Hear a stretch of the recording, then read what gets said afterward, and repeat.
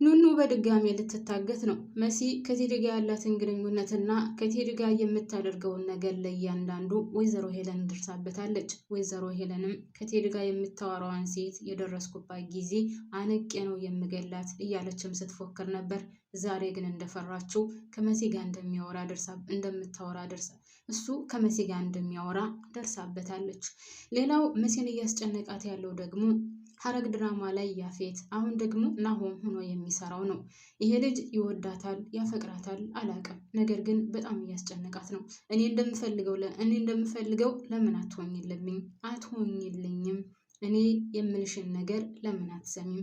እኔ ያዘዝኩሽን ነገር ለምን አትሰሪም? እያለም እያስጨነቃት ነው። ሌላው አዶናይ ከወይዘሮ ሄለን ክፍል አሁንም መረጃ እየሰበሰበ ነው ያለው። ማለቴ ወይዘሮ ሄለን የምታወራውን ለእያንዳንዷ ነገር ለማወቅ እዛ ውስጥ ድምፅ ቀርጾ የሚያስቀምጥ የሆነ የቴክኖሎጂ ነገር እያስቀመጠ የሚፈልገውን መረጃም እየወሰደ ነው። በነገራችን ላይ እንግዳ ድራማ ላይ ዛሬ በጣም ብዙ አዳዲስ ነገሮች ተከስተዋል። ኑኑ በጆ ምክንያት ማለቴ ኤልሹ በጆ ምክንያት ኑኑ ልታሳግታት ነው።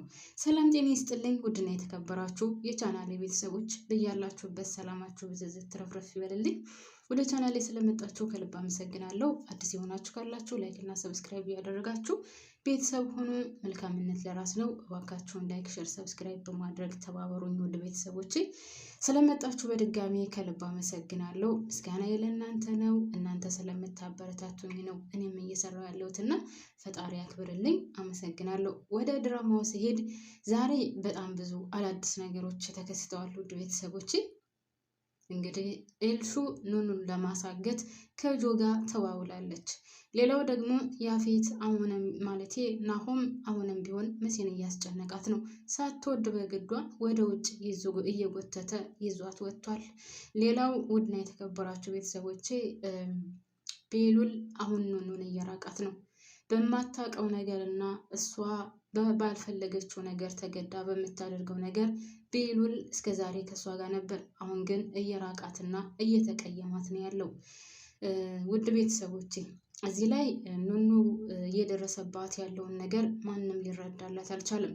ተረድቶ ደግሞ ከአጠገቧ ሊሆንላት አልቻለም።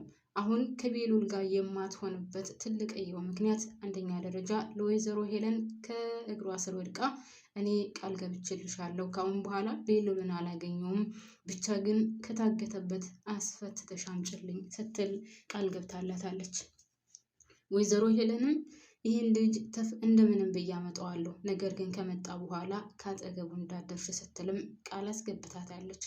ሌላው እንግዲህ ወይዘሮ ሄለን በድጋሚ ለቤሉልም ቢሆን ካጠገብህ እንድትደርስ አታድርጋት፣ እሷ ልጅ ችግር ታመጣብሃለች፣ በእሷ ምክንያት ብዙ ነገር እየደረሰብን ነው ስትልም ለሱም እየነገረችው ነበር። ነገር ግን እሷ እንደዛ ስላለችው ምንም ቦታ አይሰጣትም ነበር። ዋናው ግን ውድ ቤተሰቦቼ እንግዲህ የእሷ ነገር ነው። እሷ እየራቀችው ስለሆነ ማለት የኑኑ ያው ሁለት ሰው ዝቶባታል ከቤሉል እንዳትሆን ወይዘሮ ሄለን እና አዶናይ ካሁን በኋላ የኔ ነሽ፣ ከቤሉል ጋር እንዳይሽ አልፈልግም፣ ስለዚህ አጠገቡ እንዳደርሽ ሲልም እየዛተባት ነው ያለው። ምክንያቱም ያው ታውቃለች የሚያደርገውን ነገር እሱ አግቶት ስለነበረ እና እሱ ህይወቱን እንደሚያጠፋው ስላስፈራራት አጠገቡ እንዳደርሽ ተብላለች። ነገር ግን ቤሉልን ትወደዋለች፣ ታፈቅረዋለች። እንደውም ሳሎን ላይ ተቀምጦ ስለነበረ እባክህ ሰላም ነው ሆይ እንዴት ነህ ስትለው በጭራሽ ሊመልስላት አልፈለግም። እንኳን መመለስ ቀርቶና ቀና ብሎ ማየት ራሱ አልፈለገም።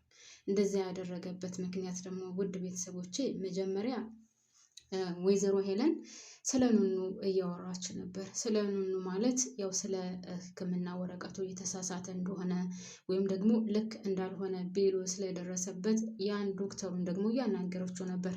ዶክተሩን ደውላ የተሳሳተ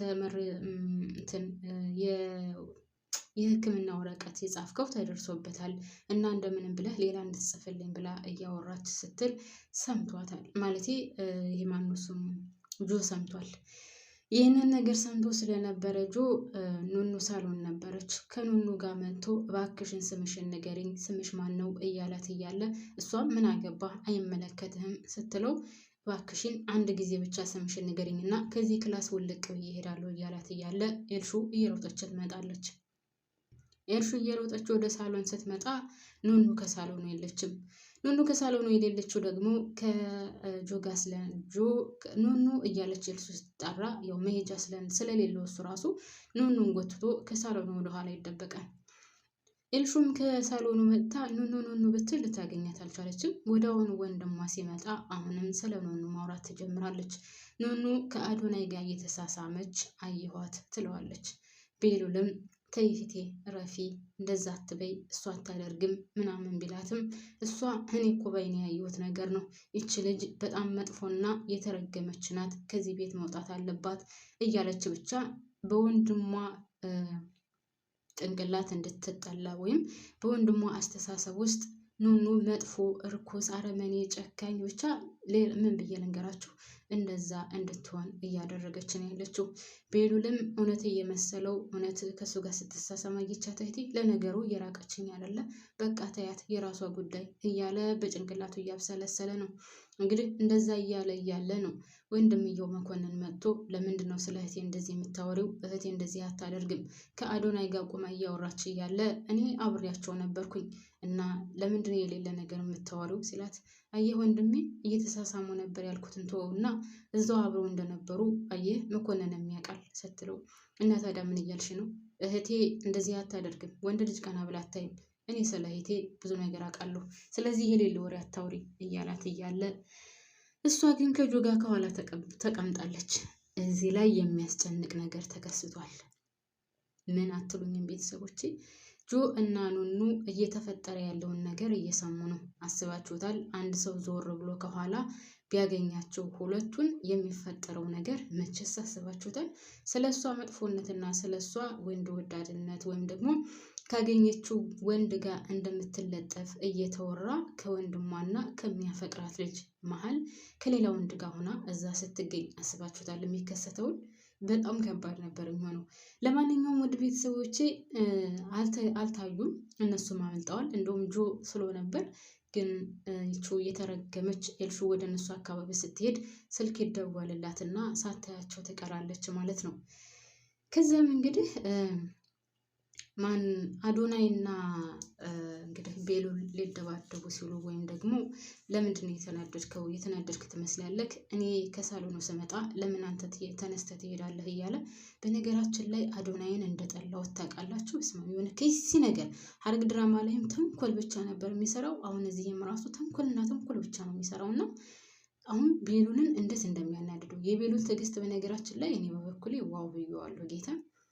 እንግዲህ አዶናይን በአንድ እጁ አንጠልጥሎ ወርውሮ ወደዛ መድፋት ይችላል። ነገር ግን መጀመሪያ ወንድሜ ነው ብሎ ይሄንን ነገር ያደርጋል አላሰበም ነበር። አሁንም ቢሆን ግን እየታገሰው እንጂ ቤሉል ለአዶናይ አንሶ አይደለም። አዶናይ እንዳያችሁት ሁላችንም እንዳየነው ቀጫጫ ነው፣ ጉልበት የለውም፣ አቅም የለውም። አዶናይ ማለቴ ቤሉል ደግሞ ከሱ እጥፍ የተሻለ ነው። ሰው እየታገሰው እንጂ እሱን ልክ ማስገባት አቅቶት አልነበረም። ለማንኛውም ሊደባደቡ ሲሉ ነው ኤልሹ የደረሰችው። ኤልሹ ትደርሳለች። ያንን ነገር ስታይ ደግሞ ታብዳለች። በእሷ እየተነሳ ነው ብላ ትወስናለች። እንግዲህ ሁሉ ነገር የሚያያዘው በቃ ኑኑ ጋር ነው። ያው ነገሩ እውነት ነው፣ በኑኑ የተነሳ ነው ሊደባደቡ የነበረው። ነገር ግን ደግሞ ሁሉንም እሷ ላይ መጣሉ መልካም ነው ብዬ አላስብም። ለማንኛውም ውድ ቤተሰቦቼ ሌላው ደግሞ ትልቅዬ ነገር የተከሰተው ምንድን ነው ካላችሁኝ መሲ ከቲድ ጋር እንደምታወራ ወይዘሮ ሄለን ደርሳባታለች ማለት ነው። ወይዘሮ ሄለን መሲ እያወራች ስለነበረ በር ላይ ሆና ታዳምጥ ነበር ይመስለኛል ሳስበው።